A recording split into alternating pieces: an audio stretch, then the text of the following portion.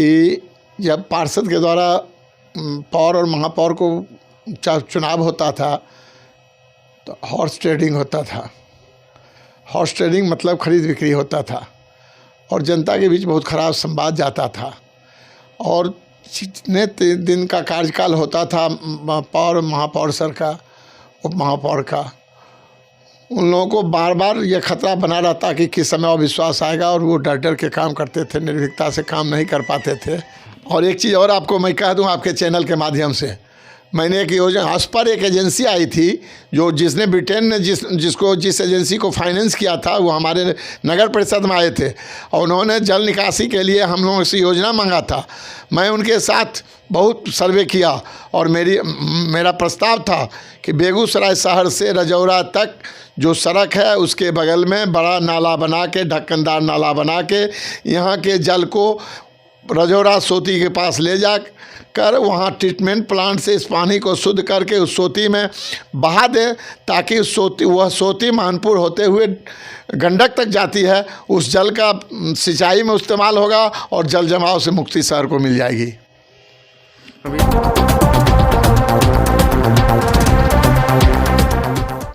नमस्कार, आप देख रहे हैं बेगूसराय खबर। मैं हूं आपके साथ सुमित। बता दें कि अब राजनीतिक सरगर्मी सर चढ़ के बोल रही है। मैं जैसे ही बेगूसराय नगर निगम में चुनाव की सुगबुगाहट तेज हुई है, मेयर और डिप्टी मेयर दोनों के कई दावेदार सामने आ चुके हैं। आपको बता दें कि अब जनता सीधे चुनेगी मेयर और उपमेयर को। इसी कड़ी में जवाहर भारद्वाज नगर पालिका में पूर्व से भी उप मुख्य पार्षद रह चुके हैं। इन्होंने भी डिप्टी मेयर के लिए अपना दावेदारी का पेशकश किया है। सबसे पहले हम आपका स्वागत करना चाहेंगे और हम जानना चाहेंगे कि पहले पार्षद चुनते थे मेयर डिप्टी मेयर को, या जिस समय नगर पालिका था पार्षद उप मुख्य पार्षद सबको चुनते थे, और अब डायरेक्ट जनता चुनना चाहेगी। दोनों के बीच में क्या अंतर रहेगा और इसको आप किस रूप में देखते हैं? बेगूसराय खबर चैनल को धन्यवाद कि आपने मुझसे संपर्क किया और आप लोगों के बीच से जो संवाद मिला कि मैं 4 साल तक उप मुख्य पार्षद, जिसको अब डिप्टी मेयर भी कहते हैं, का कर्तव्य निभाया हूँ, इसलिए एक बार और आपको खड़ा होना चाहिए। मैं जनसंपर्क अभियान में लगा हुआ हूँ, बहुत सारे वार्डों में घुमा हूँ और लोग बेबाकी से कहते हैं कि आपको खड़ा होना चाहिए। और मैं एक पत्र भी निकालने वाला हूं जिसमें हम अपने किए गए कार्यों का और करने वाले कार्यों का फहरिस्त बनाऊंगा और चाहूँगा कि जनता उसको देख के उसके बाद हमको आदेश दें ताकि मैं आगे अप्रैल या मई में जब भी चुनाव हो तो चुनाव लड़ सकूं। मतलब किस रूप में देखना चाहते हैं? पहले पार्षद चुनते थे, अब डायरेक्ट जनता चुनेगी, इसको किस रूप में देखना? सबसे बड़ी बात यह है कि जब पार्षद के द्वारा पौर और महापौर को चुनाव होता था तो हॉर्स ट्रेडिंग होता था। हॉर्स ट्रेडिंग मतलब खरीद बिक्री होता था और जनता के बीच बहुत ख़राब संवाद जाता था। और जितने दिन का कार्यकाल होता था पौर महापौर सर का, उप महापौर का, उन लोगों को बार बार ये खतरा बना रहता कि किस समय अविश्वास आएगा और वो डर डर के काम करते थे, निर्भीकता से काम नहीं कर पाते थे। और अब जो नीतीश बाबू ने जो निर्णय लिया है कि जनता स्वयं अपने पौर और महापौर उप महापौर का चयन करेंगे ताकि जनता का सीधा संपर्क पौर उप महापौर से बना के रखना पड़ेगा और जनता के हित की जितने भी कामें होंगे उसको करना पड़ेगा। इसलिए बहुत ही स्वागत योग्य है और हम चाहते हैं कि जिला परिषद और मुखिया प्रमुख का जो होता है चयन, उसमें भी यही पारदर्शिता लाया जाए। जिस समय आप उप मुख्य पार्षद का पद छोड़े थे, यानी कि फिर से चुनाव हुआ था, उसके बाद जिस समय आप बेगूसराय नगर पालिका, अब तो नगर निगम बन गया, नगर पालिका को छोड़े थे और आज 11 वर्ष नगर निगम बनना हो गया, क्या कुछ बदलाव देखने को मिला है?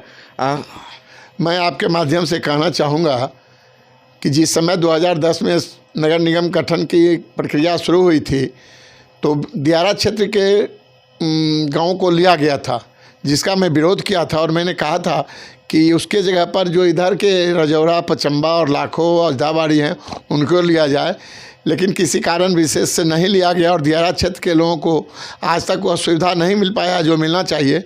इसके खिलाफ हम हाई कोर्ट भी गए थे और मैंने अपना लड़ाई लड़ा ताकि वहाँ के लोगों को वार्ड में आने के बाद, नगर निगम में आने के बाद जो टैक्स देने की बात होगी, नक्शा पास कराने की बात होगा, एक छोटा सा घर भी रिमॉडल करना होगा तो उसके लिए भी अनुमति लेना होगा, रजिस्ट्री में 2% अधिक खर्च देना होगा, उससे बचाने का प्रयास किया था लेकिन मैं सफल नहीं हो सका। चूँकि राजनीतिक कारण से हमारे जो नगर निगम के गठन करने वाले थे वो चाह रहे थे कि नहीं उन्हीं क्षेत्रों को लूँ।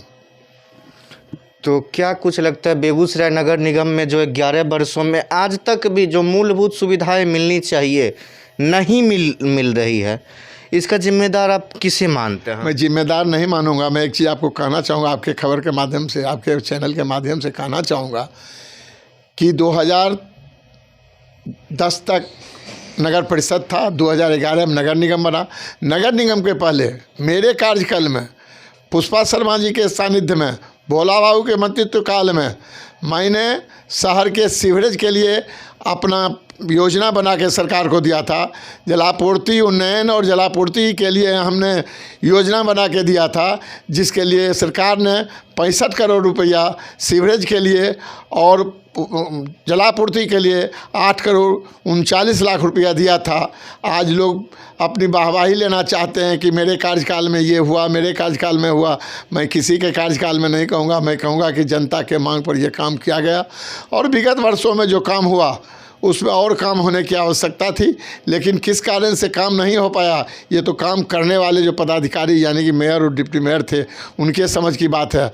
अगर मैं अपने कार्यकाल को दोहराऊं तो जब भी बाढ़ शहर में अतिवृष्टि होती थी, जल जमाव होता था, तो मैं रात दिन एक करके जो संपर्क सड़क हैं उसको कटवा के जेसीबी से रेलवे लाइन का स्लुइस गेट खुलवा के मैंने जल प्रवाह करके सड़क को, नगर को अतिवृष्टि से बचाया, जल भंडारण से बचाया। और उतना ही नहीं, संजीव हंसर के समय में पावर हाउस में ट्रांसफार्मर डूबने के नौबत आ गया था। अगर वह 50 kVA का ट्रांसफार्मर डूब जाता तो महीनों लोगों को बिजली बाधित हो जाता। इसके लिए हमने और हमारे जिलाधिकारी ने नेशनल हाईवे कटवा के और पावर हाउस के पानी को निकलवाने का काम किया। आदमी को जिज्ञासा होना चाहिए, आदमी को जिज्ञासा होना चाहिए, आदमी को जुनून होना चाहिए काम करने के लिए। काम हम इसलिए करते हैं कि जनता को सुविधा मिले। लोग नाम कमाने के फेरा में रह जाते हैं, इसी में काम नहीं हो पाता है। आज शहर में अतिक्रमण हो गया, जो सबसे बड़ी समस्या है। ट्रैफिक सुदृढ़ नहीं है, ना ही कोई विशेष व्यवस्था है। अगर आपको जनता का जनादेश मिलता है तो कितने दिनों में ट्रैफिक व्यवस्था सुदृढ़ करा देंगे? जो कचरा आज जहाँ तहाँ फैला है, डस्टबिन की कहीं व्यवस्था नहीं, कितने दिनों में लगता है कि ये आप कर पाएंगे? संजीव हंसर के समय और जितेंद्र श्रीवास्तव जी के समय हम लोग बस में बैठकर समूचे नगर परिषद क्षेत्र का भ्रमण किया था और कहाँ पर बस पड़ा होना चाहिए, कहाँ पर छोटी वाहनों का पड़ा होना चाहिए, कहाँ मोटरसाइकिल का पड़ा होना चाहिए, आवागमन के सुविधा के लिए वन वे की व्यवस्था किया था। और अतिक्रमण हटाने के लिए, अतिक्रमण जिनसे है, जो हमारे फुटकर व्यापारी हैं, उनको स्थान देकर पाइप से ब्रैकेटिंग करके उनको सुरक्षित किया था, जिससे बहुत सारे अव्यवस्था दूर हुए थे। लेकिन उसके बाद पुनः धीरे धीरे उस पर अंकुश नहीं रखा गया या उनको संभाल के नहीं रखा गया, इसलिए जाम हो गया। मैं उम्मीद करता हूँ, मेरी चाहत थी कि कलकत्ता में जैसे रेड गाड़ी निकलता है, लाल गाड़ी निकलता है रोड को क्लियर करने के लिए, वैसी व्यवस्था अगर शहर में भी हो जाए। और उससे भी मुख्य कारण है कि जिस कारण से लगता है जाम, हमारे फुटकर व्यापारी हों या हमारे 4 व्हीलर 2 व्हीलर लगाने वाले हैं, उनकी व्यवस्था कर दिया जाए तो आधे समस्या का निदान हो जाएगा। जहाँ तक कचरे प्रबंधन की बात है तो उसके लिए मेरा प्रस्ताव है कि शहर से बाहर जो हमारा नगर निगम क्षेत्र है उससे बाहर वीरान जगह पर ज़मीन लेकर वहाँ कचरा का निस्तारण किया जाए और वहाँ ट्रीटमेंट प्लांट लगाया जाए। कचरे का अलग अलग करके सूखा कचरा और गीले कचरा का अलग प्रोसेस करके उसका उपयोग किया जाए। बस स्टैंड को 2 भाग में बांट दिया जाए, पूरब की ओर जाने वाले के लिए बस स्टैंड अलग कर दिए जाएं और पश्चिम वाले के लिए बस स्टैंड अलग कर दिए जाएं। जो हमारे ई रिक्शा वाले भाई हैं उनको काफ़ी समस्या होती है और वह जाम का मुख्य कारण है। उनके लिए भी रूट तय कर दिया जाए कि ये रिक्शा नंबर वाले इधर इस रूट में जाएंगे, ये नंबर वाले इस रूट में जाएंगे। तो हमको उम्मीद करते हैं कि अतिक्रमण में बहुत सारा समस्याएं हैं, जो बाधा है वह कम होंगे। निदान तो नहीं होगा, पटना से राजधानी में जब निदान नहीं हो पा रहा है तो हमारे ज़िला में कैसे होगा, लेकिन 80% सुविधा मिल सकती है अगर हम लोगों के दिल में, जो हम काम करने वाले नगर निगम के कर्मी हैं, पदाधिकारी हैं, उनमें ये चाहत हो तो। और एक चीज़ और आपको मैं कह दूं आपके चैनल के माध्यम से, मैंने एक योजना, उस पर एक एजेंसी आई थी जो जिसने ब्रिटेन ने जिस एजेंसी को फाइनेंस किया था वो हमारे नगर परिषद में आए थे और उन्होंने जल निकासी के लिए हम लोगों से योजना मांगा था। मैं उनके साथ बहुत सर्वे किया और मेरा प्रस्ताव था कि बेगूसराय शहर से रजौरा तक जो सड़क है उसके बगल में बड़ा नाला बना के, ढक्कनदार नाला बना के, यहाँ के जल को रजौरा सोती के पास ले जाकर वहाँ ट्रीटमेंट प्लांट से इस पानी को शुद्ध करके उस सोती में बहा दें, ताकि वह सोती मानपुर होते हुए गंडक तक जाती है। उस जल का सिंचाई में इस्तेमाल होगा और जल जमाव से मुक्ति शहर को मिल जाएगी। अभी हम सुन रहे थे जवाहर भारद्वाज जी को, जिन्होंने डिप्टी मेयर पद के लिए अपनी दावेदारी पेश की है और अपनी बातों को हमारे साथ रखा। अभी चुनाव का समय और जैसे जैसे नज़दीक आएगा और भी सारे दावेदार जो भी हैं वो आगे आएंगे और अंत में जनता निर्णय करेंगे कि किसके सरताज होगा। तब तक की खबरों के लिए देखते रहिए बेगूसराय खबर।